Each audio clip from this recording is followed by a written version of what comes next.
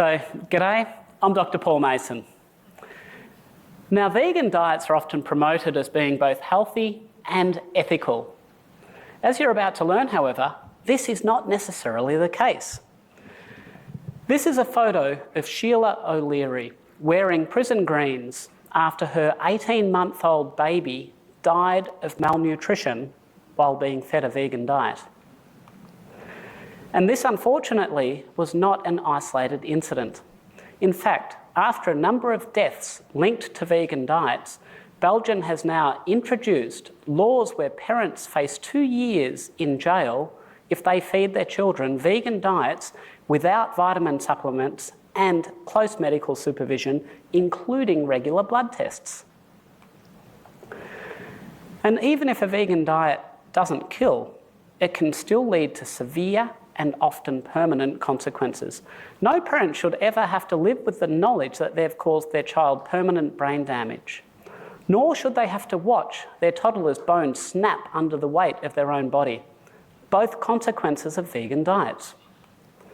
So how is it then that diets which are promoted for their health benefits could be dangerous to children?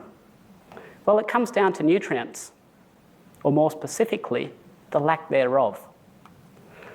The most well-known being vitamin B12. There's an awful lot of misinformation surrounding whether or not plant-based foods have B12. So I'll make it simple. There is none. The amount of B12 you see in the foods on screen here is exactly 0. And the deadliness of B12 deficiency has been known for a long time. In fact, there's a condition where vitamin B12 cannot be effectively absorbed into the body called pernicious anemia. Pernicious, quite literally meaning deadly or harmful. And for a long time, this disease, pernicious anemia, was universally fatal. I'll say that again, universally fatal. It was only in 1925 when the use of beef liver extracts containing B12 began to be injected that pernicious anemia ceased to be universally deadly. The discovery, in fact, led to the awarding of the 1934 Nobel Prize. The fact is, it's impossible to get adequate B12 from any plant food that has not been specifically fortified. And please don't believe the lie that you can get enough B12 from the dirt of unwashed vegetables. This is simply untrue. Even eating dirt can't save an unsupplemented vegan diet. And it wasn't until 1972 when B12 was finally synthesised in the lab. And after this, following a vegan diet theoretically became possible longer term. And when I say longer term, I mean for more than about 5 years, because that's about how much B12 can be stored in the liver. So how does a well-balanced vegan diet, as promoted by the likes of Dr. Michael Greger here, reconcile with the B12 deficient nature of a vegan diet? Well, understand that the phrase well-balanced is really code for needs supplementing, either in the form of foods which have had B12 artificially added, or simply by taking B12 supplements themselves. And here's the rub. Even though it's universally accepted that plant-based diets are deficient in B12, necessitating supplementation, and the supplements are both cheap and readily available, the rate of B12 deficiencies in vegetarians, let alone vegans, is staggering.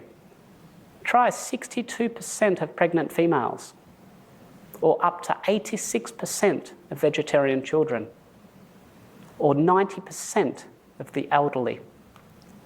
Consider for a moment that if vegetarians and vegans fail to supplement with a nutrient known to be essential, that is cheap and easy to get, what does it mean for other less well-known nutrients that are only found in animal foods?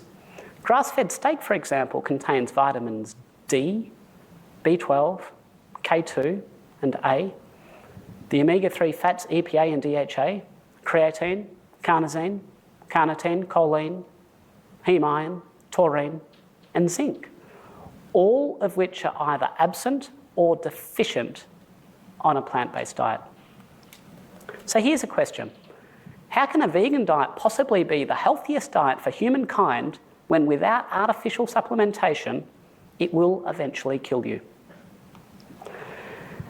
Now you may be sitting there thinking, yeah, that makes sense, and yet still be a bit confused at how plant-based advocates can cite piles of seemingly valid science. Well, they do this by relying on poor quality science. Meet the evidence pyramid, more formally known as the research hierarchy. Down the bottom, we've got the lowest level of evidence. The middle layer, in light blue, refers to a weak type of research known as observational or epidemiological studies. Now, the ranking of observational studies down from the top of the hierarchy reflects their limitations. As the name suggests, they involve the observation of populations, and relationships between observations are then interpreted. For example, the rate of cancer might be compared to the number of bananas eaten. It's important to understand, though, that just because two observations associate together provides no evidence that one caused the other. Observational research cannot prove anything. In a legal sense, observational research provides circumstantial evidence. And while observational studies do have a place, they really ought to be backed up by experimental research. And any researcher who uses observational evidence to prove causation is not only scientifically incompetent, they probably don't like cats. And here's the rub. Whenever you see headlines demonising red meat, they refer to either a link or an association. And when you see these words, you know that the research was observational, and therefore the conclusions drawn are almost certainly meaningless. Another issue is that much of the observational research on nutrition is performed using self-reported food frequency questionnaires, as if asking someone how many eggs they consumed in the previous 12 months could be in any way reliable. Bear in mind that most people struggle to remember what they've had for breakfast. And just in case the unreliability of food frequency questionnaires doesn't confound findings enough, researchers often conflate things like pizzas, hot dogs and hamburgers with red meat. And you don't need an overpriced research degree to know that this kind of conflation is not scientifically valid. People eating hamburgers are probably also having a side of Coke and fries. This is called confounding, and it's impossible to control adequately. Furthermore, how should you categorise this pizza with ham and pineapple? Putting aside the fact that they're probably a bad person, does it get classed as a fruit or a vegetable or a meat? We also have something called healthy user bias, where non-meat eaters are more likely to engage in healthy behaviours. So when we're constantly bombarded with messaging telling us that red meat is bad, it's individuals who care about their health who are most likely to limit their red meat intake. So it ends up that the people who eat less meat are also more likely to diligently exercise, buy organic foods, and sleep 8 hours every night. So instead of observational research, we should seek out randomised controlled trials, shown here in yellow. And unlike observational studies, these can control for the effects of confounders. In a randomised controlled trial, subjects, along with all of their confounding variables, are randomly allocated to one of two groups. And with enough numbers, this random allocation means that the confounding variables are evenly distributed and therefore don't affect the study results. This research design is considered gold standard, and unlike observational studies, randomised controlled trials can show causation. In effect, randomised controlled trials trump observational research, hands down. As an aside, you might be wondering, what is at the very top of the pyramid? Well, systematic reviews are when researchers collate all the available evidence using unbiased search criteria. The problem is that even when well performed, a systematic review can only be as good as the quality of included studies. Remember, garbage in, garbage out. So in addition to study design, research can often be compromised by using poor outcome measures. And this is particularly common in studies that seem to promote vegan diets. This often includes surrogate markers which serve as proxies for meaningful clinical outcomes. And the use of proxies or surrogate markers is unfortunately rife. The utility of some outcome measures is obvious. Did you die? It's hard to argue that this is neither meaningful nor relevant, and it's also very hard to fudge. What about LDL cholesterol, though? A common surrogate marker used in nutritional research and assumed to associate with the chance of dying. Except the best research we have suggests this association doesn't exist. The overwhelming finding of this systematic review of 19 cohort studies with more than 68,000 participants was that the higher the LDL level, the less chance of dying. There is no credible evidence to the contrary. Use of LDL as a surrogate marker, while being common in nutritional research, is indefensible. And so you now know to be suspicious. The next time you see a vegan wheeling out associational studies based on food frequency questionnaires or similar, or experimental designs using weak surrogate markers, you know now how to interpret the quality of some of this science. Now, one of the biggest claims made against red meat is that it causes bowel cancer. You may remember in 2015, the World Health Organization released this two-page report that resulted in a worldwide media frenzy. Paraphrasing Dr. Georgia Ede, who has a great analysis on her website, it's not so much a scientific report as it is a political hit job. Let's start with unprocessed red meat. Now, there are more than 800 observational studies in the literature looking at red meat and cancer. And the authors of this review considered 29. And even then, things didn't really go so well, as the majority that they looked at found no issue with unprocessed red meat.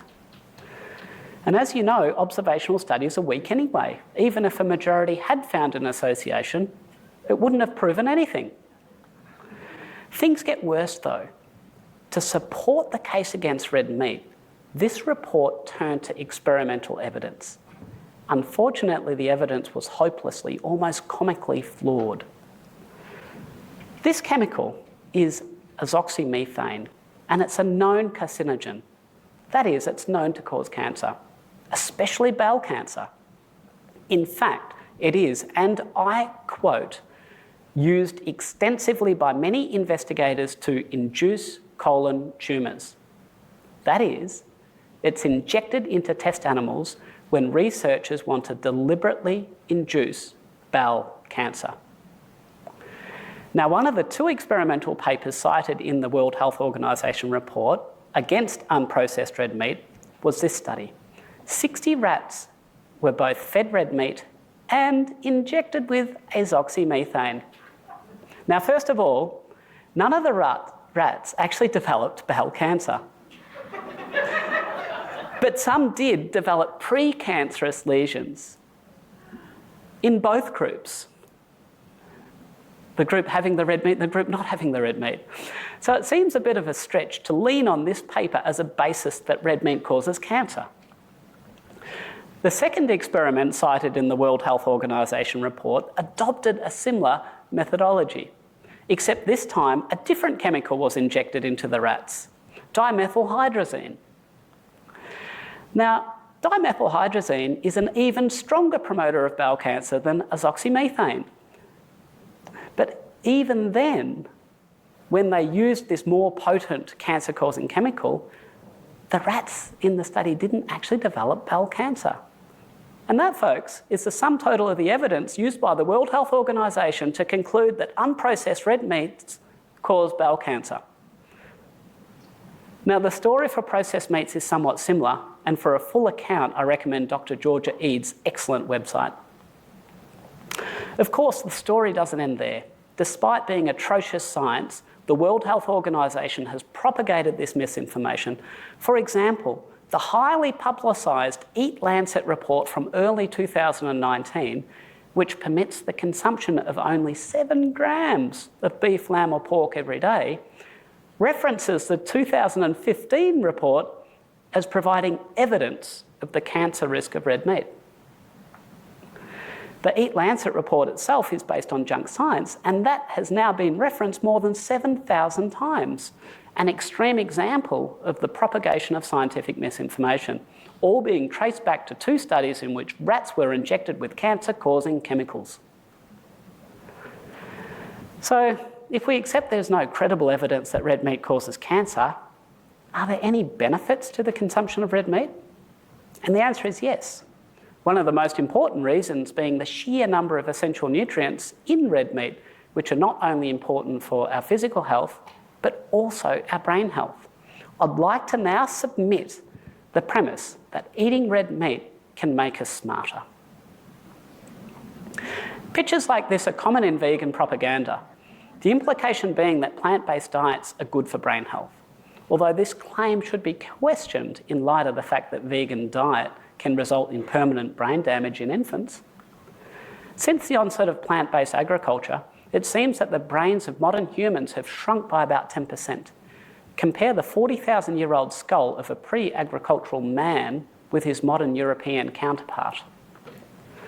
And one of the reasons for this is likely to relate to the reduced intake of high-quality omega-3 fats in modern man, which incidentally is also found in grass-fed beef. The most important omega-3 is docosahexaenoic acid, or DHA, making up about 20% of the fat in the brain. DHA is a predominant structural fatty acid, and thus it is particularly important in the developing brain. Also handy as far as brain health is concerned is eicosapentaenoic acid, or EPA, which is converted into DHA readily. Now, EPA also has several important functions, including helping regulate inflammation and clotting. Understand then that plants contain neither DHA nor EPA. Exactly 0. Instead, the omega-3 in plant-based foods, like flax seeds, is in the form of alpha-linolenic acid, or ALA. And the efficiency of conversion of ALA to EPA in humans is exceptionally poor, being estimated at less than 0.1%, a level that renders ALA supplements effectively worthless. And this was shown by this double-blind randomised controlled trial, which, as you know, was the gold standard for research, which found ALA supplementation did not increase DHA levels. Another double-blind crossover randomised controlled trial even found that ALA supplementation resulted in a fall in DHA levels. Compare that with a high-quality randomised double-blinded controlled study looking at DHA supplementation. Pregnant and breastfeeding mothers were supplemented with either DHA-containing cod liver oil or with DHA-deficient corn oil. And at 4 years of age, the children receiving the DHA performed significantly better on a battery of tests assessing intelligence, the paper concluding that DHA supplementation increased the IQ of these mothers' children. Randomised controlled trials also provide similar benefits when infants themselves are supplemented with DHA. This study found that DHA supplementation up to the age of 4 months resulted in measurable and significant developmental benefit at 30 months, persisting to at least 5 years. The fact is, the benefits of DHA in optimising brain development are likely lifelong. The corollary of this being that diets deficient in DHA, such as plant-based diets, may result in permanent consequences. So to anyone with a child on a plant-based diet, please give them a good quality DHA supplement, not flaxseed oil. One alternative, and while being a protist and not a plant, is algae-based supplements, which most vegans ought find acceptable. Another compound necessary for good brain functioning is creatine, which is derived from amino acids. And creatine is only found in animal meat and seafood. And while the body can make about 1 gram a day, this is far from an optimal amount, and relying on your body completely results in suboptimal levels. This was shown in this double-blinded randomised controlled crossover trial, again the gold standard, performed on vegetarian subjects who were supplemented with creatine. This was a crossover study, meaning that both groups of subjects received both the creatine supplement and a placebo at different times. So throughout the study, subjects performed cognitive testing validated to assess both memory and intelligence. This chart shows average test results representing performance on an intelligence test over the course of the study. I've highlighted the periods where the vegan or vegetarian subjects were supplemented with creatine in blue. You can see the significant improvements in intelligence which correlated. And the results for working memory were essentially identical, clear proof of benefit of supplementing with creatine, not found in vegan or vegetarian diets. And don't think this is an isolated finding, an example of me cherry picking. This review identified 12 studies which found creatine supplementation improves cognitive functioning. Now, another nutrient important for brain health is iron. And several studies have found that iron deficiency impairs the normal mental and physical development of infants. For example, this double-blinded randomised controlled trial found iron supplementation in infants at risk of iron deficiency boosted mental development. This randomised controlled trial, finding iron supplementation in low birth weight infants, significantly reduced the incidence of behavioural problems, and follow-up at 7 years found benefits had persisted. The corollary to this is that infant diets deficient in iron are likely to contribute to long-term behavioural issues.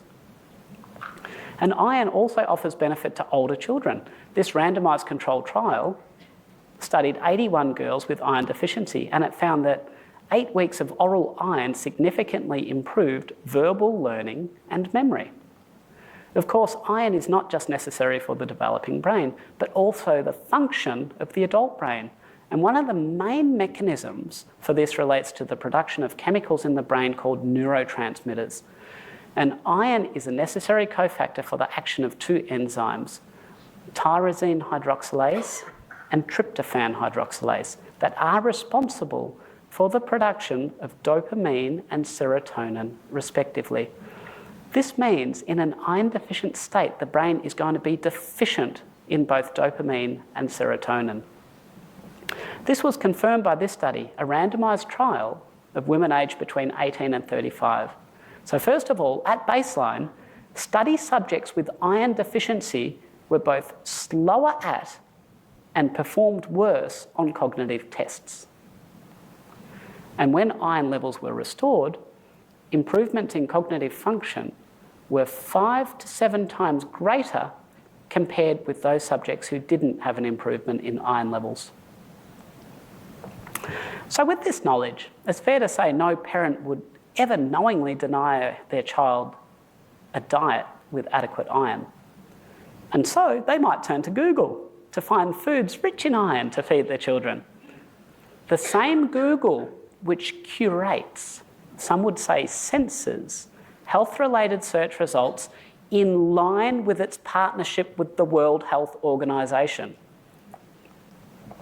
Hence, the top result for my search for foods good in iron were plant foods, with no mention of meat anywhere. This is an absurdity. You see, iron comes in 2 forms, heme and non-heme. The heme form is by far the most bioavailable, and it's only found in meat or seafood. The iron in plant foods like spinach, on the other hand, is entirely non-heme. And in fact, the absorption of iron from spinach is somewhere in the range of 2 to 12%. And despite claims to the contrary, it's unlikely that vitamin C is going to rescue you. A recent randomised controlled trial, these pesky bits of research again, found that vitamin C offered no benefit in improving the absorption rate of non-heme iron. And it's not just spinach that has poor iron absorption. This paper found the bioavailability of iron from 5 commonly consumed legumes was in the range of 1 to 2%.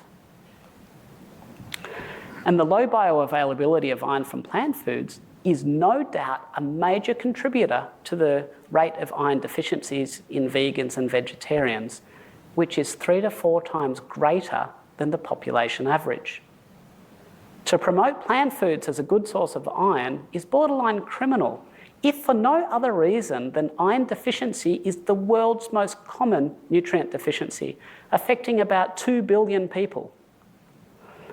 Of course, iron is not the only nutrient that's more bioavailable in animal foods. The animal form of vitamin A is 12 times more bioavailable than its plant-based counterpart, meaning you need to take 12 times as much beta-carotene compared to retinol, which is found in animals. Another nutrient that's far more bioavailable in animals is vitamin D3, which is 2 to 3 times more effective at raising vitamin D stores than the plant-based version, vitamin D2. And it isn't just that plant foods lack nutrients or that the nutrients they have are in inferior forms. Plants also contain other factors that inhibit nutrient absorption, and these are called anti-nutrients. This includes tannins, phytates, oxalates, glucosinolates, saponins, and protease inhibitors. This means that even when a plant food does contain a nutrient, the absorption of that nutrient may well be impaired.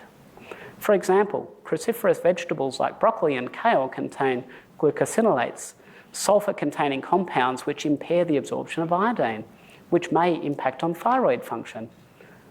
Oxalates found in leafy greens and nuts, amongst others, can bind to calcium, not only limiting calcium absorption, but being a major cause of kidney stones.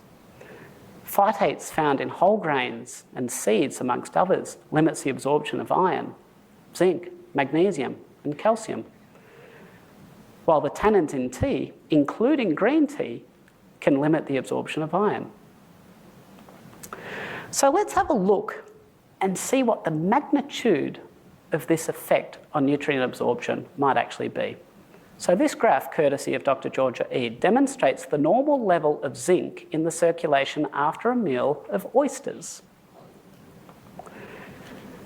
See the impact of combining the same meal of oysters with black beans, which, like most legumes, contain several anti-nutrients.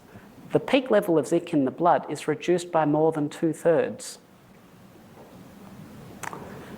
That still is not as dramatic as the impact of corn tortillas, which, like other grains, also contain several anti-nutrients. You can see the addition of corn tortillas to oysters completely blocks the absorption of zinc. So how much nutrition from tacos do you really think you're going to be getting? Of course, there is a counterclaim that animal foods are deficient in vitamin C.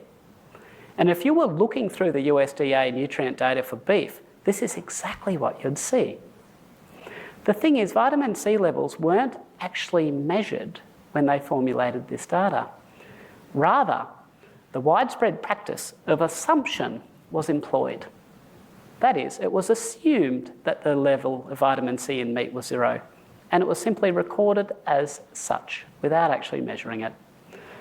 When it's actually tested, however, we actually find that meat actually does contain vitamin C, which is no doubt what we would have predicted if those working in the USDA were students of history. Throughout history, entire populations have been sustained on meat-based diets. Let's hear from Arctic explorer Vilhjalmur Stefansson, who lived with the Inuit for a prolonged period. Well, now this raises the whole question of food. Then, surely there's some. You yourself must have longed for a green vegetable once in a while. Well, I did at first. My first experience was that a ship that was supposed to meet me didn't meet me. And I had to become a guest of the Eskimos, and for 4.5 months, I lived on literally nothing but fish and water. Well, we had some blubber, some polar bear blubber, but apart from that, and at the end of 4.5 months, I was healthier than I'd never been before. Likewise, at the bottom of the world in Antarctica, meat has long been used to treat scurvy. Indeed, there was complete recovery from an outbreak of scurvy during Robert Scott's 1902 expedition with the consumption of lightly fried seal meat and liver. Indeed, Scott's journal entry from the 15th of October in that year reported, within a fortnight of the outbreak, there is scarcely a sign of it remaining. Heald's is the only case that hung it all, and he is now able to get about once more. Cross's recovery was so rapid he was able to join the seal killing party last week. And even before Antarctica was discovered, the use of meat for scurvy was known. In fact, Napoleon's army used cooked horse meat during the 1801 siege of Alexandria to effectively curb an epidemic of scurvy. So no, eating too much meat won't in fact cause scurvy. I'd like to now shift gears and address one of the most common arguments I hear against eating meat, that we are not evolved to eat meat. Remember though that B12 is essential for life, and that B12 was only synthesised in the lab in 1972. Of course, there is an alternative explanation that has been put forward, and I promise I'm not making this up. It's claimed that pre-agriculture humans would have derived their B12 through, and I quote, accidental ingestion of soil and manure. Do I really need to scientifically critique that claim? Some vegan activists will also use scientific-looking tables like this one on comparative anatomy. The problem is they're full of blatant falsehoods. For example, the assertion that omnivores do not have digestive enzymes in their saliva is clearly false when we look at the research. The claim that humans don't have a very acidic stomach is also the stuff of fairy tales. This claim is made in the context that an acidic gut is useful for digesting meat. The fact is, however, that the human gut is even more acidic than that of dogs. And there's also a big difference in the volume of the colon between the herbivorous great apes, in which it represents about 50% of the volume of the gastrointestinal tract, compared to only 20% in humans. And I should also mention that even the so-called herbivorous great apes won't pass up the chance of a nutrient-dense meal if they can get one. The fact is, there is no credible science that indicates humans are not designed to eat red meat. Now, let's examine the claim that vegan diets are good for animals. Mice love grain, something farmers know only too well. But when you combine a voracious appetite and prolific breeding, you'll understand why they're abundant in every single field of grain the world over. It's estimated that the typical grain field houses about 25 mice per hectare in non-plague years. The problem is, harvesters don't discriminate between mice or wheat. Any mouse found in a field is at risk of meeting a gruesome death. Of course, it's often claimed that there's no way an agile mouse would remain in the path of a noisy harvester. It's well known, though, that a common response to fear by mice is freezing, and this Nature paper even detailed the brain circuitry involved in such a response in mice. So based on field studies, it's estimated that about 60% of mice in the path of a harvester perish. Given there are about 25 mice per hectare, this equates to the deaths of about 15 mice per hectare per harvest. And this ignores the deaths of other species, as well as deaths that result from the use of other heavy machinery such as ploughing, harrowing and cultivating. On the balance of probabilities, 15 deaths per hectare is a gross underestimate. Even more stark, however, is that machinery only accounts for a fraction of mice deaths. I'll say that again. The proven deaths of rodents by machinery is not the major cause of death. That honour goes to poisons yielded by farmers, especially in plague years, which tend to occur every 4 years or so. Population densities in a plague can reach up to 3,000 mice per hectare, with poisons employed capable of killing at least 80% of mice present. The fact is, a lot of lives are lost to make your bread, whether you like it or not. Ignorance here is really no excuse. And given that vegans generally believe in the equality of all animals, not believing there to be a hierarchy, the death of mice should concern them. The reality is that there's likely to be less animal mortality following a nose-to-tail omnivore diet than a vegan diet based on grains. Which brings me to the concept of intent. Some vegans argue that because they don't intend for animals to die, they bear less moral responsibility. And to me, this reeks of willful ignorance. There's no such thing as a diet for which nothing dies. Wishing otherwise changes nothing. And my response to this assertion mirrors that of Lierre Keith, who wrote the brilliant book, The Vegetarian Myth. It's time to grow up and accept responsibility for your choices. I'd like to now discuss the environmental catastrophe that is monocropping. This is nature in all her glory, a wild meadow, complete ecosystem supported by pollinated insects and animals. It's soil that filters the water and acts as a vast carbon sink. And this is a monocrop, where the diversity of life has been all but destroyed. The major issue is soil. Every time soil is ploughed, it is depleted. Trillions of organisms are exposed to the sun with wind and rain free to wash soil away. Combine this with the liberal use of pesticides, which alter the microbial communities essential for releasing nutrients within the soil, and you ultimately end up with a pile of dirt in which nothing can grow. It's no exaggeration to say this is the biggest environmental catastrophe of our time that we are ignoring. Consider this. About 1/3 of the world's productive topsoil has already been depleted. And last year, a UN report predicted that based on our current trajectory, 90% of the world's topsoil will be depleted by 2050, less than 30 years from now. Given that 95% of the world's calorie intake depends on soil, this is an impending disaster the likes of which we've never seen. And the cause is clear: industrial farming techniques used in monocrop agriculture, intensive tilling and the intensive use of pesticides and fertilisers. In line with the degradation in soil quality, fruits and vegetables have had significant declines in their nutrient quality over the last 50 years. Without healthy soil, we don't get healthy food. Here you can see the average change in nutrient levels for 13 nutrients from 43 garden crops between 1950 and 1999. And have no doubt, 24 years later, after this data was collected, the picture is almost certainly worse. Unlike industrial farming, however, ruminant grazing can actually restore topsoil. Perennial grasses are essential for soil regeneration. First of all, they bind the soil together, protecting against erosion from wind and rain. Further, as the roots grow and die off, they decompose and contribute to the biomass of the soil while removing carbon from the atmosphere in the process.